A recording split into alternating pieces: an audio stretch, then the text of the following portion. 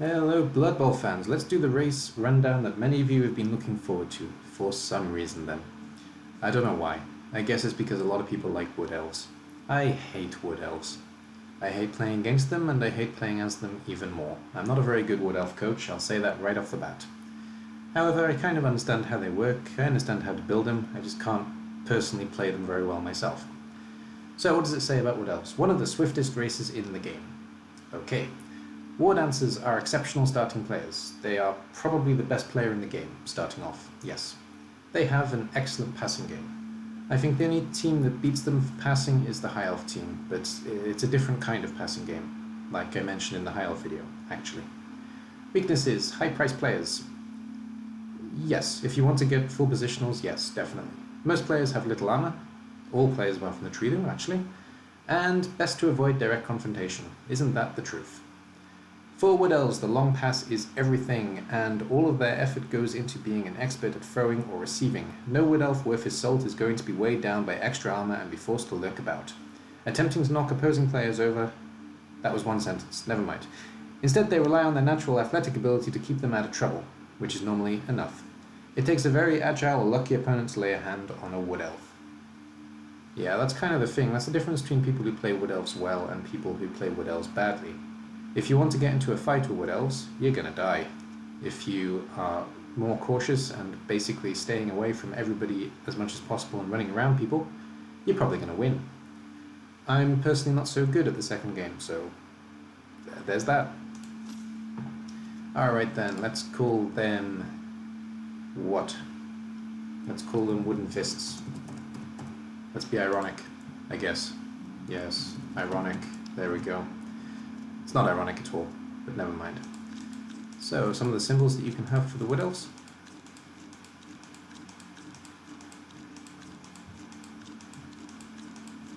There we go. I personally quite like the rose, so let's go for that one. Excellent. And some colours.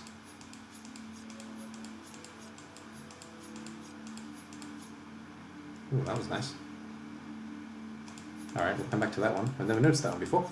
I don't play Wood Elves very often, as is probably clear at the moment. And we are back to the beginning. Okay, let's find that white one. That was nice. It wasn't that one, was it? No, it was...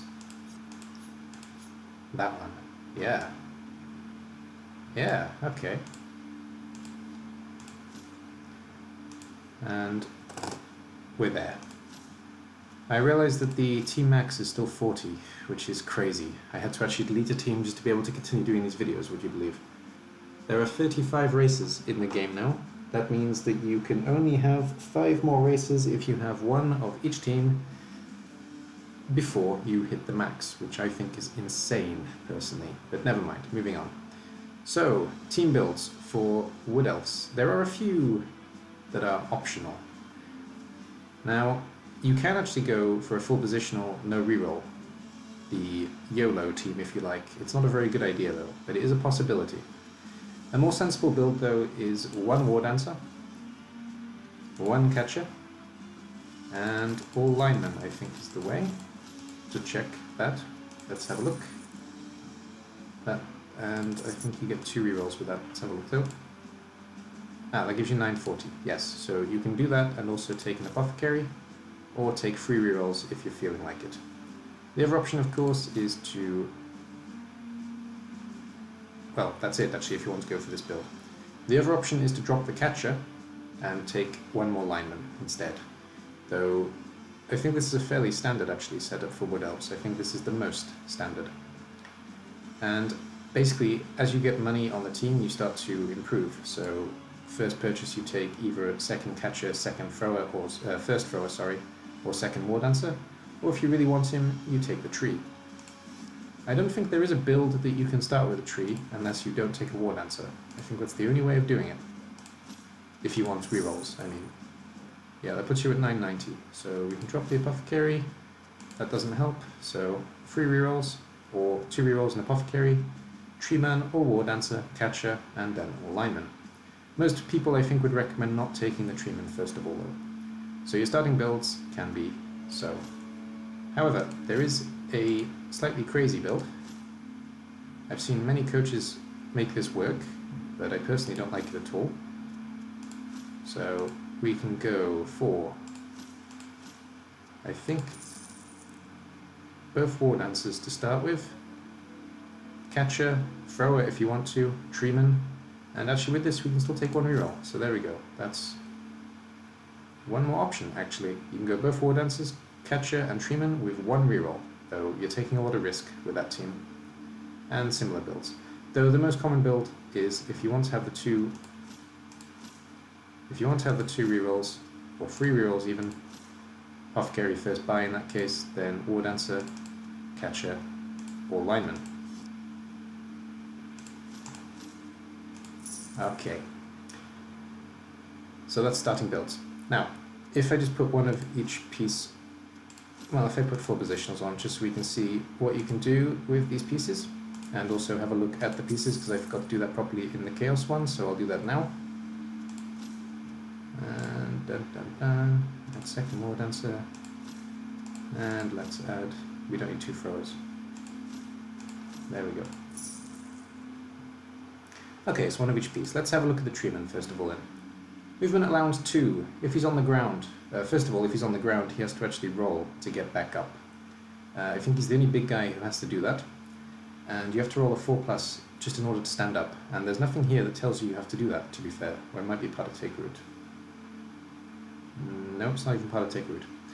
He has movement 2, so if he's on the ground, he's going to have to GFI if he wants to move at all. He has strength 6, which is really good for a big guy. He has agility 1, which of course means that he's doing nothing with the ball.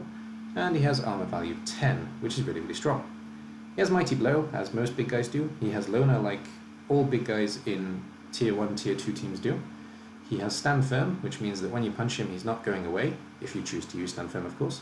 He has strong arm, which means that he can throw a ball really, really far. Well, not really. He gets a +1 when he's throwing a long bomb, but he's not going to have the ball anyway, so this is a pretty useless thing for him in Wood Elves. It's more useful for him when he's playing as a Halfling team. He has thick skull, which means he's not very likely to get KO'd. He'll go to stun instead. He has throw teammate, but there's nobody to throw on the Wood Elf team, and he has take root, which means that every time you want to move him, you have to roll a d6. On a 2 or more, the player takes the action. If it's a 1, the tree cannot move until he hits the ground. Important note as well, if you want to blitz with a treeman, if he takes root, you can't blitz anymore, because blitz, part of a blitz is moving. So if you blitz and then you roll take root, your blitz is gone. It's not a bug, it's the way it's supposed to work. He also only has strength access. So if I was to have a treeman in the team and I wanted to build him, there isn't really much I'd give him, to be honest. Grab is usually the first thing that I give to a Wood Elf, a Wood Elf treeman, just so I know exactly where my players are when I manage to beat them. Guard is a possibility. We can go break tackle, but it's not so useful because basically you can only move 2 spaces anyway. You can go multiple block, giving you a chance to hit 2 or 3 things that are standing on the tree, that's also fine. And you can go Juggernaut to counteract the 2 down situation. Though to be honest, I find that most of the time I'm willing to take a 2 down as a tree, because it counteracts take root. So I personally wouldn't take Juggernaut. So if we were to take 1 more and we had to take 1 more, out of the options, I'd probably take multiple block.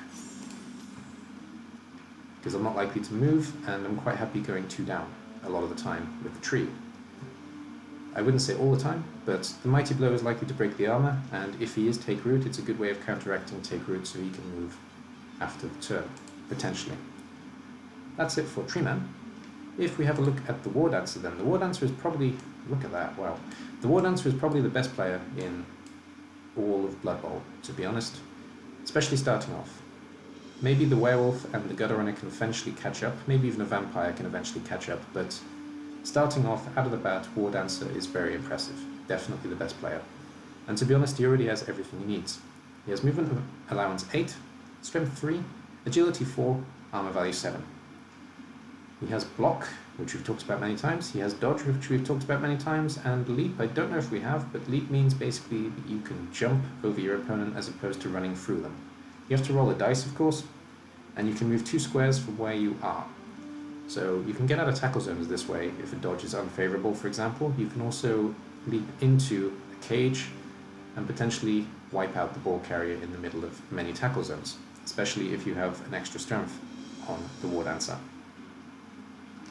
When leveling a War Dancer, there's not really too... well, there are some options you can go. Most common option is to make him a stripper, like the witch. Yes, I'm using the terrible phrasing again. Starting with strip ball, you can also take tackle to make sure the opponent definitely goes down. And if you're feeling crazy, you can take fence. We can take on things like orcs, black orcs, sorry, though it's not so necessary.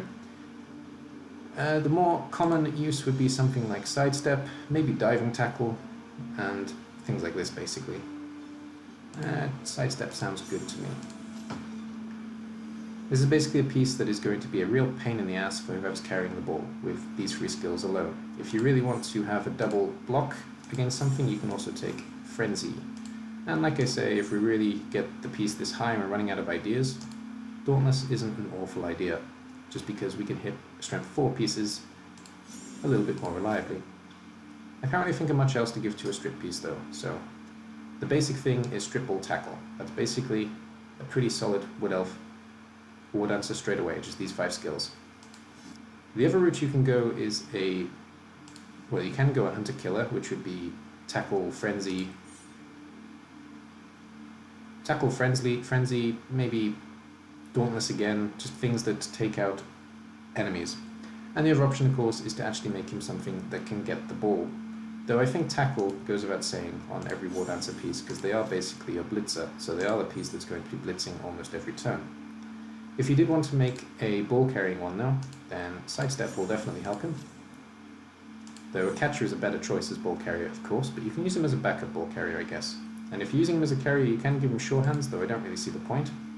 You're better off giving him things that help him move around the pitch, like jump up, like catch if you're going to make him a catcher, things like this. But most importantly, and most commonly, we go for the strip ball piece that I made on the last one. I don't really think there are many other options for a War Dancer, to be honest. They are basically there to fight, they're not there to do ball things. Though I've seen successful ball carriers as well. When looking at a catcher then, catcher is your fastest piece in the game. He can become a natural one-turn touchdown scorer if you can get him 1+ movement, 2+ movement even better. And he's one of the most agile running pieces in the game. He has movement 8, he has agility 4. He only has strength 2, but that's okay, because you don't want to have him in tackle zones all the time anyway, and he only has armor value 7, but all Wood Elves do. He starts off with catch, dodge, and sprint. Sprint means that you can run 1 extra GFI each turn. First thing I would give a catcher personally would be block, just because I prefer them to be safe. Following by block, I would probably give them sidestep, so I can put them exactly where I want to every time they are blocked, and if they're still on their feet, hopefully. I'd maybe also give them sure feet to make the GFIs safer. And then we can go for diving catch if we're feeling a bit saucy, or we can even go something really crazy like pass block, though best option is to make him mostly a carrier. You can also go for jump up just so he doesn't lose the movement when he's running, and leap is again an option as well with agility 4 of course.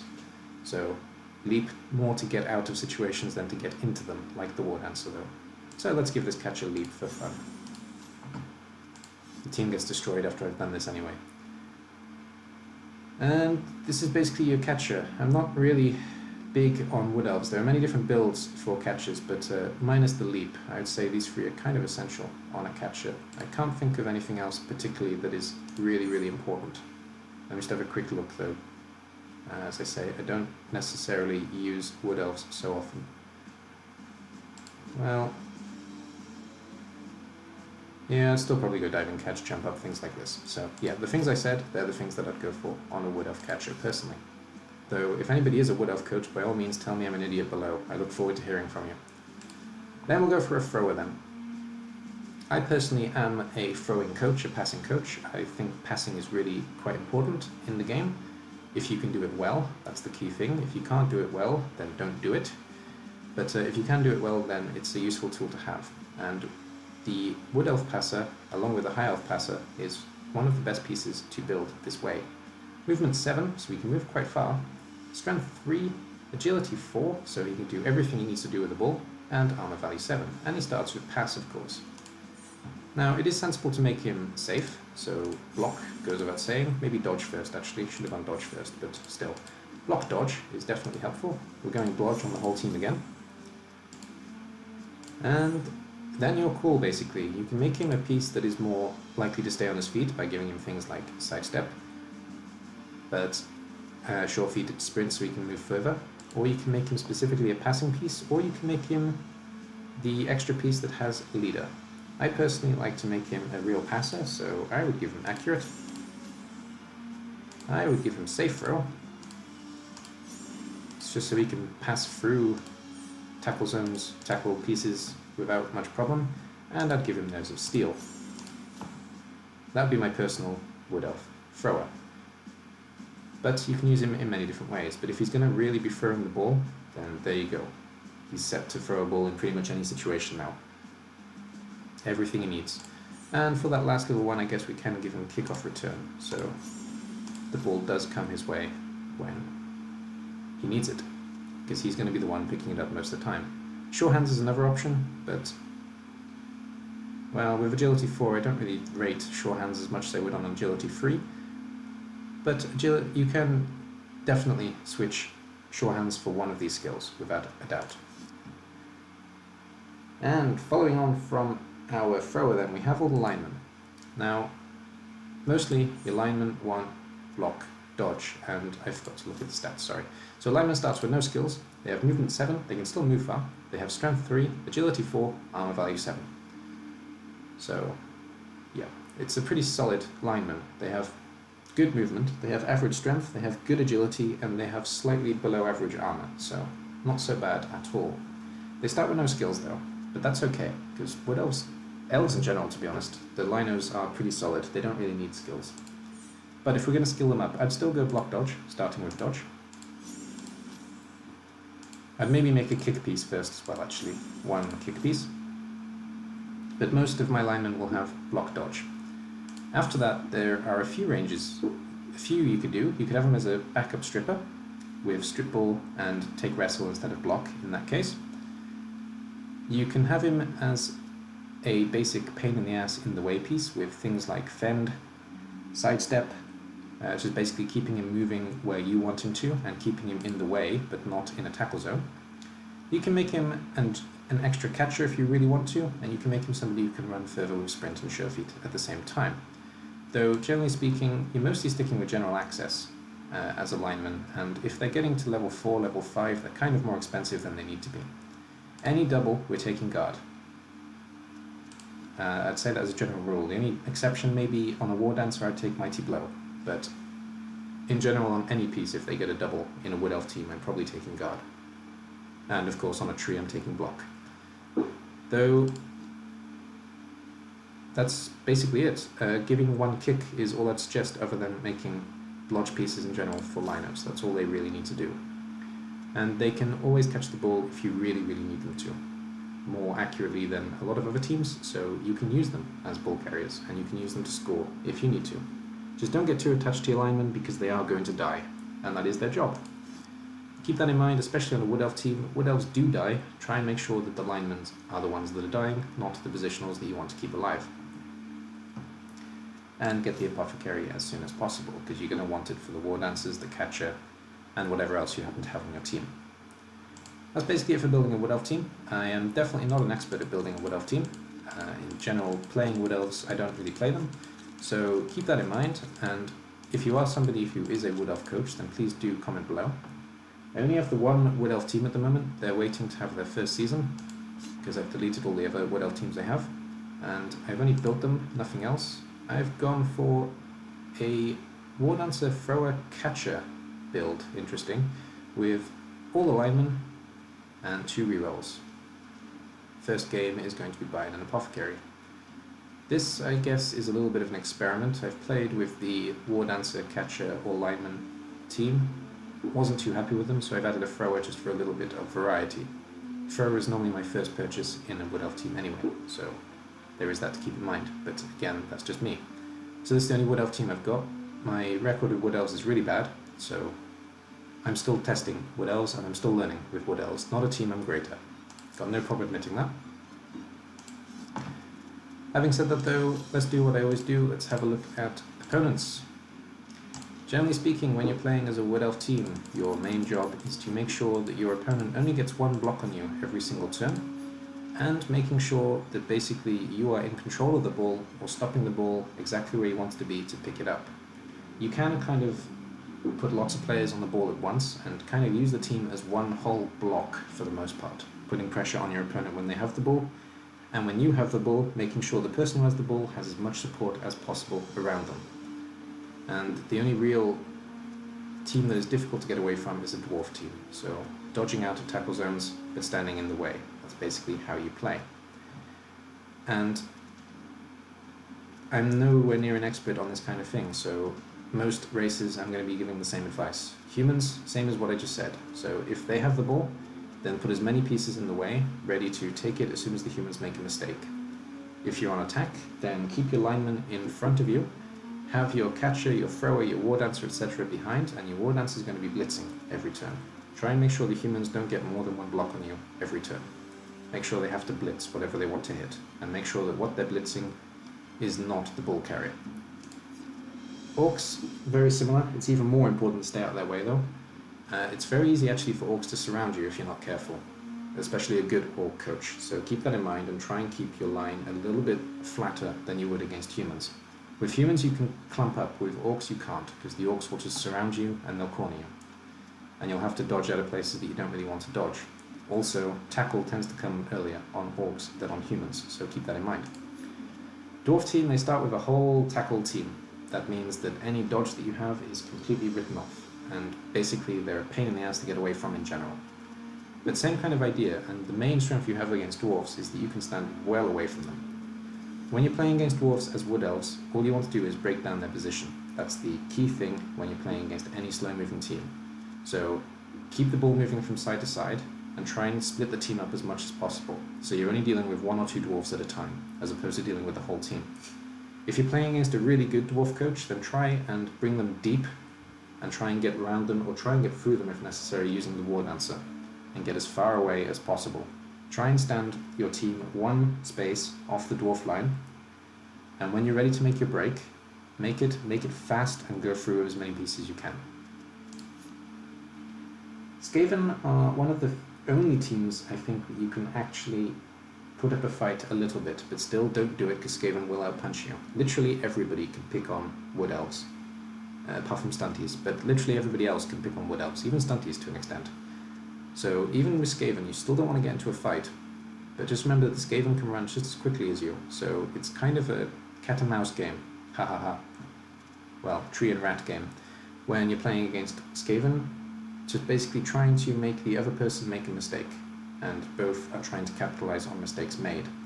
Keep your Wood Elves as one big block. The Skaven will probably do the same, by which I don't mean literally have them touching each other, by the way, but I mean make a very tight formation as opposed to a loose formation, and try and keep the team together as much as possible, with the ball carrier somewhere in the middle of everything that you have. Wood Elves against Skaven, it's mostly a case of who draws most blood, and it's normally going to be Skaven, so score when you can, for the most part. In other teams I'd say that you want to stall when you can, but with Skaven I'd say score. And other elf teams, I think the strategy is very similar. The difference is that Dark Elves aren't likely to pass very much, whereas High Elves are, so you want to be playing against those strengths. So with High Elves you want to be putting yourself in a position where you're always putting pressure on receivers, and you're making yourself pass spaces. And against Dark Elves you're mostly just making it very difficult for them to punch a hole through you, because that's basically what Dark Elves want to do. And you're going to lose a fight with both teams, so don't even bother. Try and stay away from them as much as possible, and you can kind of keep a flatter line against High Elves and Dark Elves, because if you keep a very clumped line, you're basically just going to end up in a punch-up. You can't really avoid it, because you can both move as quickly as each other, and the punch-up favours both those teams. So try and keep them in front of you, and your ball behind a solid wall of defence. And Dark Elf and High Elf I was covering both at the same time. With Petunia, it's one of the teams that, when I'm playing as Petunia, I'm really happy to see actually. I'm quite happy facing the Wood Elf team as Bretonians, because the blitzers and the blockers can really cause Wood Elves a lot of problems. So can the Lineman, to an extent, actually. With the Bretonians, it's kind of a similar story to playing against a slow team. You're trying to break up their formation. A good Bretonian coach, there aren't many to be honest, but a good Bretonian coach will have a very solid defense and a line that's very difficult to break through. If you can split up the team as much as possible, and if you can keep the blitzers occupied, you can probably get through and score. And against Bretonians, it's probably a good idea to score quickly again. Though I haven't had this matchup ever, actually, as a Wood Elf team. I only know what I've struggled against as Bretonians against Wood Elves, which isn't much, to be honest. So, as strange as it sounds, I actually think that Petunia is a bad matchup for Wood Elves. But, Wood Elf coaches, please tell us more. Against Chaos, it's interesting. You have every advantage over... Well, I say every advantage. You have a lot of advantages over a beginner Chaos team because they have no skills. But even the Chaos team that's built for murder, you also have the advantage because you counteract their Claw. Mighty Blow is still a big problem for you, but at least Claw is completely useless. So if they have gone the full kill route, then basically just score every chance you get and pray that your Wood Elves will get back up when they've been punched. If the Chaos is a more sensible coach though, then you're playing the same kind of game as a Dwarf game, where you're trying to split up the team and keep everything separate, using gaps, sending as many players as you can through those gaps. Chaos are faster though, just keep that in mind. I don't do mirrors. I don't feel qualified to talk about lizards. I don't think I've ever lost a game as lizards against Wood Elves. So I know how to beat Wood Elves as lizards, I don't know how to counteract lizards as Wood Elves. Theoretically, I would definitely say same kind of idea, split up the team, but the skinks can cause you a lot of problems if you play that strategy. The only other strategy I can really see is... Nope, that's all I can see. So I'm just gonna abstain from giving advice playing a lizard team. I just don't have the experience to do so. With Norse, it's similar to humans, dwarfs, etc., trying to keep the team in two separate, basically blocks, and trying to use that, and avoiding confrontation whenever possible. The Norse will break you down. They also have armor value 7 across the board, but they have a lot of block. And early on, they will completely destroy you if you let them. So try avoiding the Berserkers as much as possible, and try and drag the Berserker and the Ulfarina into frenzy traps where you can actually get the War Dancer to hit them pretty hard, and hope they stay down. But mostly speaking, stay away from them, try and create a gap, and go through it. Keep in mind as well with the Yeti can cause you problems with Disturbing Presence. It takes a -1 attribute of all of your ball skills, so keep that in mind as well. Undead and Necromantic, it's kind of the same idea. You want to keep the zombies spread out as much as possible and split up the mummies, tomb guards if you can. The wolves are going to be a problem consistently, and the ghouls are going to be a problem consistently, but the ghouls you can actually hit and hopefully they'll stay down. The wights are surprisingly fast as well though, so just try and keep them outnumbered and try and split up the team as much as possible. When facing Nurgle, this is a strange one because you don't want to fight them, which is good. So their Disturbing Presence, not their Disturbing Presence, their foul appearance isn't going to affect you, but their Disturbing Presence can cause you real problems if you let it. Try and keep the ball away from the front line of Nurgle as much as possible, and try and do any ball action that you have to do far away from the line. Wood Elves can move fast, so you don't need to be close and ready to pounce from the position where you pick up the ball. You can take a couple of turns in most situations. Same kind of idea though, don't get stuck in, split up the team as much as possible, break your way through. Same with Khemri as before, the Tomb Guards can really cause you problems if you let them, and a good Khemri coach, I've said many times, will use a flat line with Tomb Guards pushing forward with the rest coming behind you. If you can put down one of the Tomb Guards, then it's probably a best bet with Wood Elves, to be honest. Just swarm the one Tomb Guard and then get away from it. That may be bad advice though. I haven't really played that team so much either. Chaos Dwarfs, again, it's a matchup I've never had apart from as Chaos Dwarfs. I can imagine that the Dwarves can cause you a lot of problems. I can imagine that the Bull Centaurs can definitely cause you a lot of problems, and even the Hobgoblins, they're going to probably... Then losing a Hobgoblin is not as bad news as you losing one of your elves, so getting in a fight just isn't an option. If they have the full dwarf lineup with 2 bull centaurs, that's 8 pieces, leaving 3 hobgoblins. So you've still got mostly a slow maneuverable team. So same thing, you're trying to split them up. Amazons. Amazons are a weird one, where they kind of have a lot of advantage because the whole team dodges. It's difficult to put them down. But you don't need that advantage against Amazons. I can imagine this being a really strange matchup, actually, Amazons against Wood Elves, where both teams are basically trying to stay out of each other's way. You have the ability with the ball, that's the only thing you have, and the war dancers can also do quite a lot of damage to the Amazon team, but you really need to avoid the blitzers, because they can cause you all kinds of problems back. So basically playing the ball is the key thing as Wood Elves against Amazons. Amazons are less likely to be able to play the ball effectively. I've also just noticed that the eyes of this tiger are completely off center. I guess the idea is the nose is supposed to be slightly tilted as well, but it's not, so that's a really weird face. Anyway, and vampires. Well, tricky. Vampires don't really have any skills that can affect you too badly, because the hypnotic gaze is not so important, because you're not blocking the team using tackle zones. If you're screening relatively well with Wood Elves, having 2 lines, then vampires are really going to struggle to break down your defense, actually. And I'm actually playing this matchup tonight, so I'll be able to tell you after that what happens. I'm the vampires, though, but before that I'm not too sure. I can imagine, though, that it's kind of the same as playing humans, where you're staying out of the way as much as possible, and keeping at least 2 lines of defense so hypnotic gaze doesn't hurt you too much. And keeping the ball as far away from the vampires as possible, playing the ball, same kind of thing. With Kislev, the more I play as Kislev, the more I realize that they can't actually do as much as it looks like. The biggest problem that you have against the Kislev team is the diving tackle spam that they have on their blitzers. Diving tackle can cause you a lot of problems, because you do want to basically dodge often. So if a good Kislev coach is playing, then you're going to have a struggle against their blitzers, but the rest of the team really isn't too much of a worry. Same kind of thing as before, play the ball. Splitting them up doesn't really make too much of a difference, but keeping your team in one solid formation, having support for every action, tends to work well with Wood Elves in general. So try and keep the team together and try and break down the Kislev that way.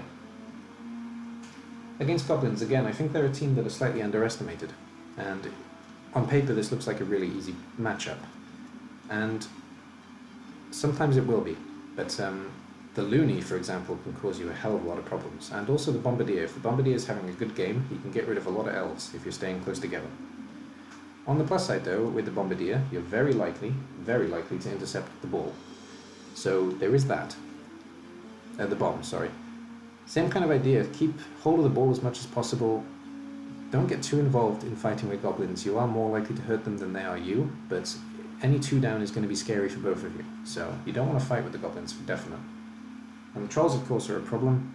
If you're playing against a serious goblin team, it's going to be harder than you'd think to slow them down. If you're playing a silly goblin team, then you may take more injuries than you're expecting. So all I can really say is same thing, try and play the ball, and score when you get the opportunity. Get rid of those secret weapons. Halflings, avoid the trees. Underworld. With the Skaven causing you more problems than the goblins will, you basically want to avoid the Skaven as much as you can. Playing the ball is not quite as easy as it sounds against Underworld, actually, because they're pretty good at playing the ball as well. What you can do, however, is swarm the ball and keep hold of the ball that way, meaning that you don't necessarily have it in possession, but you make sure that it doesn't move. And try and drag Underworld chasing you, as opposed to getting up close and personal with them. So keep trying to go back, but keep trying to keep the ball in a defensive position.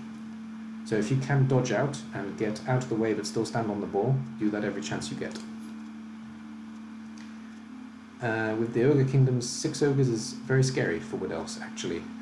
The Snotlings, of course, aren't such a big problem, but the ogres themselves can cause you all kinds of hurt, so don't fight them whatever you do. And remember that the Snotlings don't really add to tackle zones, so it's pretty easy to dodge through the ogre team. Not much more I can say, really. And Elven Union. I don't really have enough experience playing against this team, but you're both playing a very similar game, trying to swarm the ball when you can, and trying to get away from being hurt all the time. When you're up against each other, I'm going to have to ask the elf experts to talk about this game. I don't have enough experience, so have fun in the comments below, telling me how wrong I am about Wood Elves. Thank you very much for listening, and do make sure that you read the comments below, because some clever people will tell me how wrong I am, and I look forward to it. But thank you very much for watching, and I'll catch you in the next one. The next race rundown is Lineman, and that one I'm looking forward to. Bye bye for now.